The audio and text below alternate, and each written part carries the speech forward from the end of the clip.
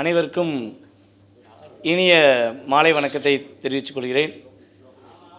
மாலை ஆயிடுச்சு, ஏன்னா மதியம் தாண்டி இப்போ நம்ம மாலை நேரத்துக்கு வந்திருக்கோம். பொதுவாகவே பார்த்திங்கன்னா ராஜபாண்டியன் வாயா ரைட், ஓகே, டீ குடியா, ஓகே. பொதுவாகவே பார்த்திங்கன்னா 12 ராசிகள் தான். 12 ராசியை கடந்து வேறு எதுவும் ராசிகள் இன்னும் புதுசாக எதுவும் கண்டுபிடிக்கலை. அதாவது நிறைய மெத்தட் கண்டுபிடிக்கலாம், நிறைய மெத்தடுகள் புதுசு புதுசாக லக்னத்தை நகர்த்துறேன், அதுபோல் சில விஷயங்களை நகர்த்தி கொண்டு போய்க்கிருக்காங்க. ஆனால் 12 ராசியை தாண்டி யாராவது 13வது ராசியை கண்டுபிடிச்சிருக்காங்களா? கண்டுபிடிக்க முடியாது.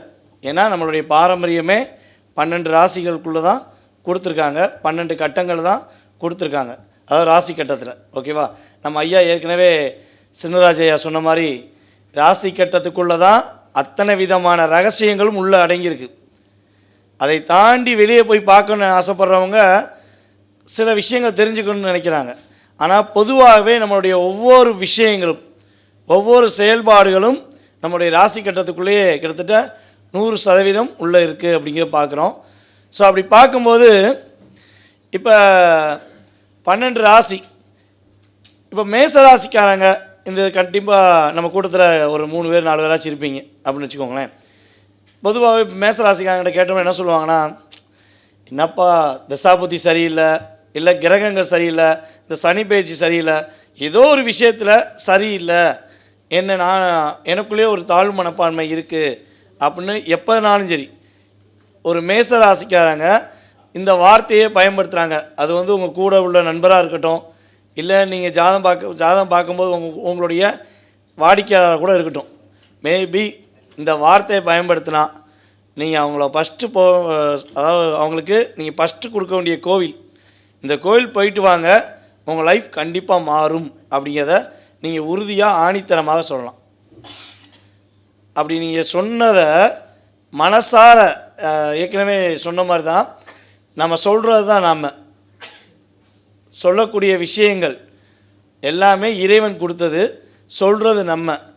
அதை உறுதியாக மனசார அவங்க போய் வழிபாடு செஞ்சுட்டு வந்தாங்கன்னா இந்த வார்த்தையை அவங்க பயன்படுத்துகிறத கிட்டத்தட்ட 48 நாட்களில் மாறிடுவாங்க.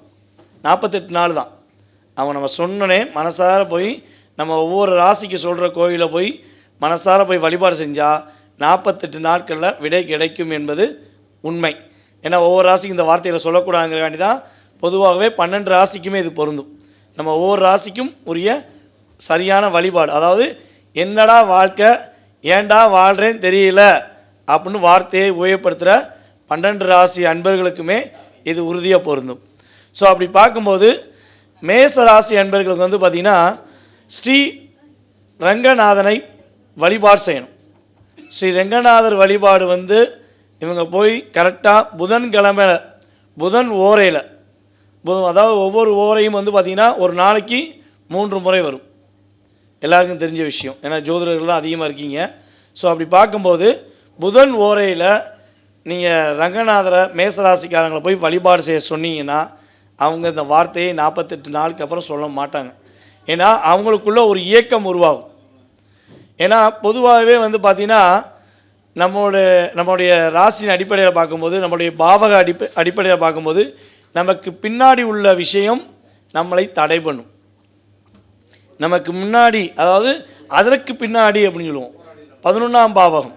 அப்போ ஒரு மனிதன் 11ஆம் பாவகத்தை இயக்கும் பொழுது அப்படின்னு ஒரு கருத்து இருக்குது ஜோதிடத்தில். அப்போ இவர்களுடைய 11ஆம் பாவகம் என்று சொல்லும்போது மேசராசிக்கு 11ஆம் பாவகம் என்னங்க? கும்பம். அப்போ நம்ம 11ஆம் பாவத்தை ஒவ்வொரு ராசிக்கும் நம்ம எடுக்கிற சூட்சமம் என்னென்னா 11ஆம் பாவத்தை இயக்குறோம். 11 இயக்குனா ஆட்டோமேட்டிக்காக மனுஷனுக்கு நம்ம ஒவ்வொரு ராசிக்காரங்களுக்கும் ஒரு தன்னம்பிக்கை வந்துடும், ஒரு சந்தோஷம் வந்துடும். ஏன்னா 11 தான் நம்மளுடைய அத்தனை விதமான ஆசைகளையும் உணர்வுகளையும் வெளிப்படுத்தக்கூடிய ஒரு செயல்பாடு. 11 லாபஸ்தானம் நல்லா இருந்தால் யாராவது கவலைப்படுவோமா?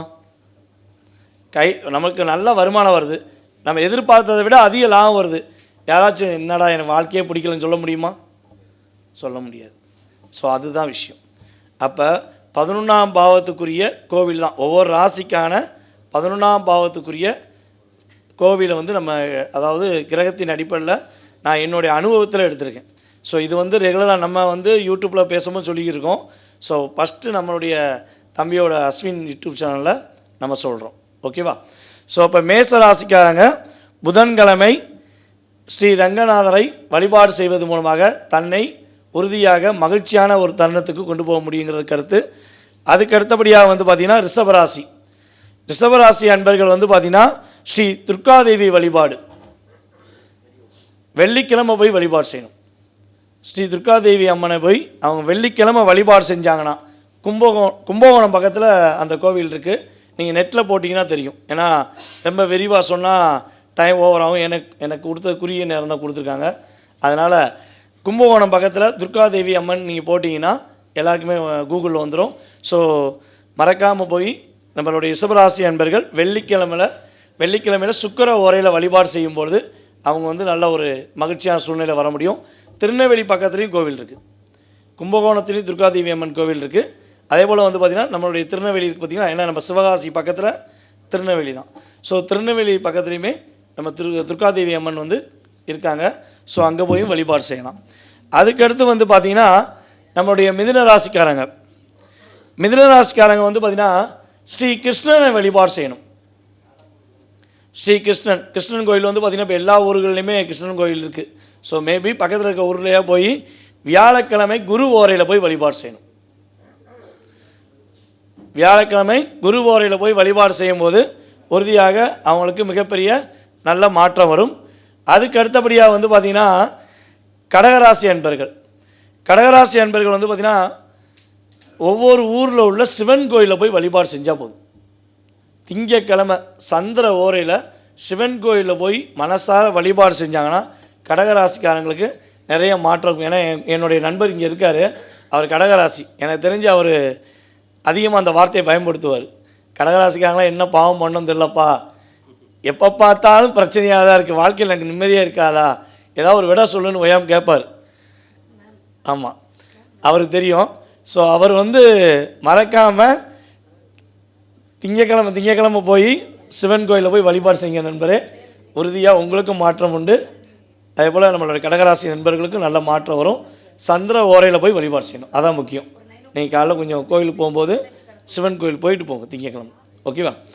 ஸோ அதுக்கு அடுத்தபடியாக வந்து பார்த்திங்கன்னா சிம்ம ராசிக்காரங்களுக்கு மேக்ஸிமம் வந்து பார்த்திங்கன்னா தட்சிணாமூர்த்தி பகவானை வழிபாடு செய்ய சொல்லணும். சிம்மராசி என்பர்கள் தட்சிணாமூர்த்தி பகவானை வழிபாடு செய்யணும். இப்போ எல்லாருக்குமே ஒரு குழப்பம் இருக்குது. ஒரு விஷயம் என்னென்னா, நம்ம குரு பகவானு போய் அர்ச்சனை பண்ணுங்கன்னு சொல்லுவோம். ஆனால் மேக்ஸிமம் எல்லாருமே எங்கே போய் பண்ணுறாங்க பார்த்திங்கன்னா தட்சிணாமூர்த்தி பகவான் தான் பண்ணுறாங்க. 60% நவகிரகத்தில் உள்ள குரு பகவானுக்கு பண்ணுறதை விட தட்சிணாமூர்த்தி தான் பண்ணியிருக்காங்க. அதை நம்ம ரியலாகவே பார்த்துருக்கோம். ஆனால் குரு பகவானுக்கு வழிபாடு பண்ணணும், பரிகாரம் பண்ணணும் ஆசைப்பட்டால் நவகிரகத்தில் உள்ள குரு பகவானுக்கு பண்ணுறதான் மிகப்பெரிய சிறப்பு. அதான் விஷயம். ஸோ அப்படி பார்க்கும்போது சிம்மராசிக்காரங்க தட்சிணாமூர்த்தி பகவானை வியாழக்கிழமையில் குரு ஓரையில் வழிபாடு செய்வது அவங்களை உறுதியாக ஒரு மகிழ்ச்சியான தருணத்துக்கு கொண்டு போகக்கூடிய ஒரு வாய்ப்பாக இருக்கும். அதுக்கடுத்தபடியாக கன்னிராசி அன்பர்களுக்கு வந்து பார்த்திங்கன்னா ஸ்ரீ ஆண்டாள் அன்னையை போய் வழிபாடு செய்யணும். நம்ம பக்கத்திலே இருக்காங்க ஸ்ரீவில்லிபுத்தூரில். வெள்ளிக்கிழமையில் சுக்கிர ஓரையில் வழிபாடு செய்வது ரொம்ப சிறப்பு. அதே போல் வந்து பார்த்திங்கன்னா பூர நட்சத்திரம் வரும்போது மறக்காமல் கன்னிராசிக்காரங்க ஒவ்வொரு மாதமும் கன்னிராசிக்காரங்க பூர நட்சத்திரம் வரும்பொழுது நீங்கள் உங்களுடைய வீட்டு பக்கத்தில் இருக்க அல்லது உங்கள் ஊரில் உள்ள ஆண்டாள் அன்னையை போய் வழிபாடு செஞ்சீங்கன்னா மிகப்பெரிய மகிழ்ச்சி உண்டு என்பது உண்மை. Okay sir. அதுக்கு அடுத்தபடியாக துலாம் ராசி அன்பர்கள் பொதுவாகவே வந்து பார்த்திங்கன்னா துலாம் ராசிக்காரங்க நீதி, நேர்மை, உண்மை அப்படிங்கிற ஒரு இயல்பான குணத்தில் இருப்பாங்க.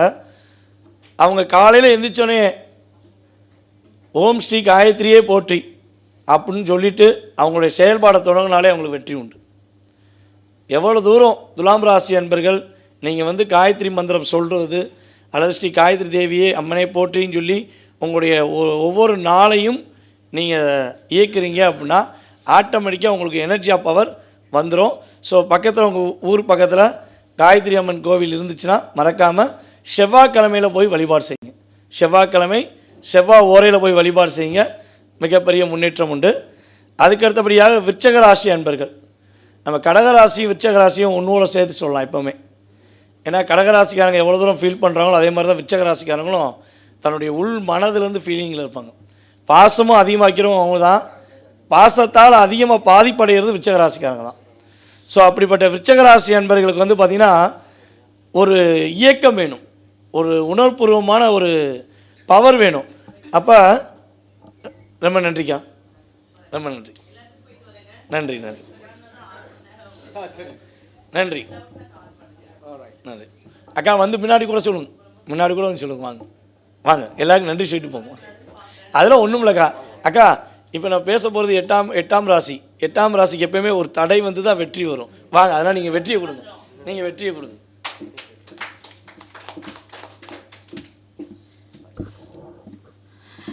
இந்த இந்த கிளாஸ்க்கு வந்திருக்க அனைவருக்கும் நன்றி சொல்லிட்டு விடைபெறுகிறேன். ஏன்னா நான் இப்போ கிளம்புனா தான் ஒரு 6 மணி நேரம் ஆகும் ஈரோடு பக்கம் போகணும். எல்லோரும் பத்திரமா வீட்டுக்கு போங்க. அடுத்த மாதம் மறுபடியும் கருத்தரங்கம் போட்டால் எல்லோரும் கண்டிப்பாக வாங்க, நானும் வருவேன். ஏதாவது சந்தேகம் இருந்ததுன்னா எனக்கு கால் பண்ணுங்கள், சரிங்களா? நன்றிங்க, நன்றிங்க.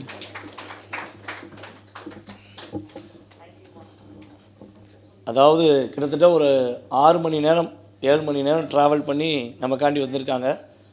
அதே போல் வந்து நம்ம இப்போ சாப்பிட்ட அத்தனை விதமான சாப்பாடுக்கும் அவங்களால முடிஞ்ச உதவியும் கொடுத்துருக்காங்க. அவங்களுக்கு நம்மளுடைய விருதுநகர் மாவட்ட ஜோதிடர்கள் நல சங்கம் சார்பாக மனதார நன்றியை தெரிவித்துக் கொள்கிறோம். ஓகே, இப்போ நம்ம விருச்சக ராசியை பற்றி பார்ப்போம். விருச்சக ராசி அன்பர்கள் வந்து பார்த்திங்கன்னா ஸ்ரீ நரசிம்மமூர்த்தியை வழிபாடு செய்யணும். அவங்க ஸ்ரீ நரசிம்ம பெருமாளை வழிபாடு செய்ய செய்ய செவ்வாய்க்கிழமை அவங்க வழிபாடு செய்ய செய்ய தனக்குள்ள ஒரு எனர்ஜி ஆஃப் பவர் உண்மையிலே உணர்வுபூர்வமாக உணர்வாங்க. அவங்க எவ்வளோ தூரம் அவருடைய காரை போய் பிடிச்சி நீதாயா எனக்கு கதி நின்னாங்கன்னா கட்டாயமாக எனர்ஜி அவங்களுக்கு கிடைக்கும். மனசில் பெரிய தன்னம்பிக்கை கிடைக்கும்.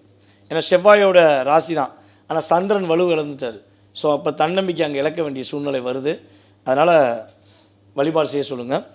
அதுக்கடுத்து வந்து பார்த்திங்கன்னா தனுசு ராசி. தனுசு ராசி அன்பர்கள் வந்து பார்த்திங்கன்னா பொதுவாகவே சொல்லுவாங்க, நம்மளுடைய யூடியூப் சேனலில் பேசும்போது சொல்லுவோம், இறை அருள் அதிகமாக கொண்டவங்களே தனுசு ராசிக்காங்க தான். குலதெய்வத்தோடைய முழு ஆசீர்வாதம் கிடைக்கும் அப்படின்னா அது தனுசு ராசிக்கு இயல்பாகவே உண்டு. ஆனால் குழப்பமே அதிகமாக இருக்கிறது தனுசு ராசி தான். ஏன்னா தன்னுடைய ஒவ்வொரு விதமான விஷயங்களையும் செயல்பாடுகள் வெளிப்படை எல்லாத்தையும் சொல்லிடுவீங்க. ஸோ சொல்லிவிட்டு உங்களுக்குள்ளேயே ஒரு குழப்பத்தை உண்டு பண்ண வேண்டிய சூழ்நிலை மற்றவங்க ஏற்படுத்துவாங்க. ஸோ அப்படிப்பட்ட குழப்பம், கவலை, வருத்தங்கள் இருக்குது அப்படின்னா நம்மளுடைய தனுசு ராசி அன்பர்கள் வந்து பார்த்திங்கன்னா ஸ்ரீ லட்சுமி நரசிம்மர் வழிபாடு செய்வது ரொம்ப சூப்பராகும்.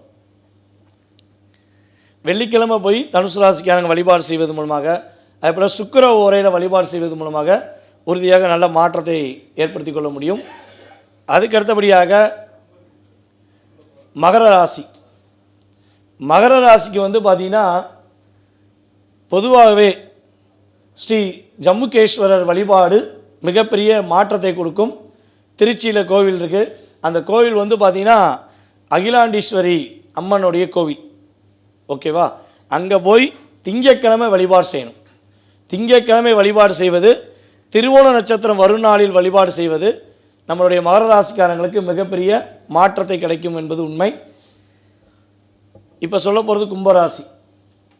ஆக்சுவலாக வந்து பார்த்திங்கன்னா நான் இந்த விஷயத்தை நான் ஏற்கனவே ஒரு 2 சேனலில் பேசினேன். இதில் பேசுனதில் எனக்கு அதிகமாக கால்ஸ் வந்து கோவிலுடைய டீட்டெயில்ஸ் எனக்கு அனுப்புங்கன்னு சொன்னதே கும்பராசிக்கு தான். கும்பராசிக்கு தான் ஏகப்பட்ட வெளிநாட்டிலேருந்து, வெளியூர்லேருந்து, எல்லா ஊர்லேருந்து கால்ஸ் வந்துச்சு. அது என்னன்னு தெரியல. கும்பம்னா கோவில் கலசம் அப்படிங்கிற நம்ம சொல்லுவோம். அதனால தான் கோவில் மேலே அதிக ஆர்வம் வச்சு கேட்டாங்களான்னு தெரியல. யார் உங்கள் ராசிக்கா? அதனாலயா தனம் வரும். பார்த்தீங்களா, ஜோசியர் கரெக்டாக அவர் ஜோசியருங்கிறத காட்டுறாரு. தனவருவை இயக்குறோம் உண்மையிலே. ஸோ கும்பராசி என்பர்கள் வந்து பார்த்திங்கன்னா நம்மளுடைய ராஜகாளியம்மனை வழிபாடு செய்வது மூலமாக மிகப்பெரிய மாற்றத்தை அடைய முடியும். ராஜகாளியம்மன் கோவில் வந்து பார்த்திங்கன்னா திண்டுக்கல்லில் இருக்குது. ஓகேவா? திண்டுக்கல்லில் ராஜகாளியம்மன் இருக்காங்க. ஸோ வெள்ளிக்கிழமை போய் வழிபாடு செய்யணும். வெள்ளிக்கிழமை வழிபாடு செய்வது மிகப்பெரிய வெற்றியை கொடுக்கும். அதுக்கடுத்தபடியாக மீன ராசி. மீன ராசி நண்பர்கள் வந்து பார்த்திங்கன்னா, சனீஸ்வரன் மலைக்கோவில், அதாவது திருச்செங்கோலில் உள்ள சனீஸ்வரன் மலைக்கோவிலில் போய் வழிபாடு செய்யணும். செவ்வாய்க்கிழமை வழிபாடு செய்யணும். ஸோ நான் சொன்ன அந்த 12 ராசி அன்பர்களும் இதை பயன்படுத்தி வாழ்க்கையில் வெற்றி பெற வேண்டும். அவர்கள் மூலமாக இறையருள் எனக்கும் கிடைக்க வேண்டும் என்பதை கூறிக்கொண்டு வாய்ப்பளித்த அனைத்து நல்ல திருச்செங்கோடு நாமக்கல் வாய்ப்பளித்த நல்ல உள்ளங்களுக்கும், மேலும் எங்களுடைய அத்தனை பேருடைய பேச்சையும் ரொம்ப பொறுமையாக கேட்ட என்னுடைய சகோதர சகோதரிகள் அனைவருக்கும் எனது மனதார நன்றியை கூறிக்கொண்டு தற்போது விடைபெறுகிறேன். நன்றி, வணக்கம்.